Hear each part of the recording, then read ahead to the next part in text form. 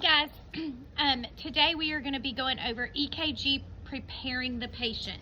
So if you want to follow along, you can find this sheet in your folder and follow along. There's also a PowerPoint online, and then you have your PowerPoint can be found on Canvas under the EKG modules, and you also have your NHA modules that you can go on for EKG.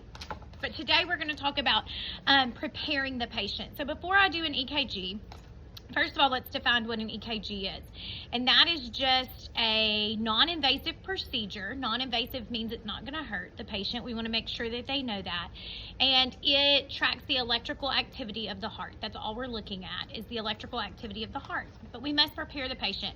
First of all, we are going to ask the patient 4 different areas of questioning. And those 4 areas of questioning are social. So we want to know if they, socially, if they partake of any alcohol or nicotine. We're going to need to put that on the information sheet we're filling out for the EKG. We also need to know any kind of medical history. We want to especially ask if they're pregnant or if they have dextrocardia.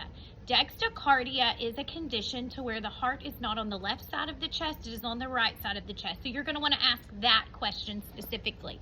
Then we need surgical history. You're going to ask what kind of surgeries they've had, especially any kind of cardiac surgeries, but we do want to know all surgeries. And you will enter that information in.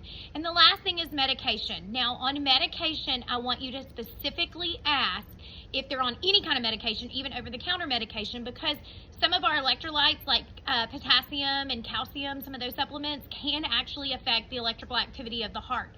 So we are going to want to know those also. Once we ask those questions, you're going to enter them into an EKG machine. It's going to enter it into the patient's profile. And after that, you're going to prep the patient a little bit. You're going to tell them, hey, we need to go use the restroom. You want them to empty their bladder before you begin this process. So you're going to kind of encourage them to go ahead and go to the bathroom. Assist them if necessary.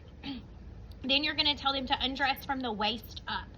This includes all undergarments, and all jewelry must be off. So they need to take off every bit of jewelry. And then you're going to give them a gown for some privacy before you come back in.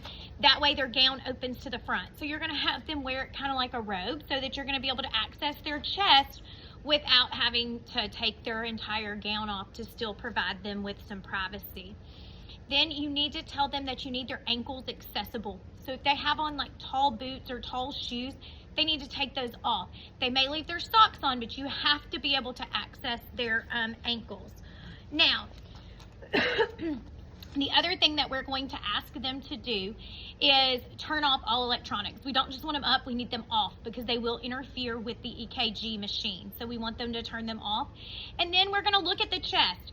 If they have lotions, soaps, oils, anything on the chest, we have to get that off. If they're sweating, we have to get that off. We need a dry chest to work with.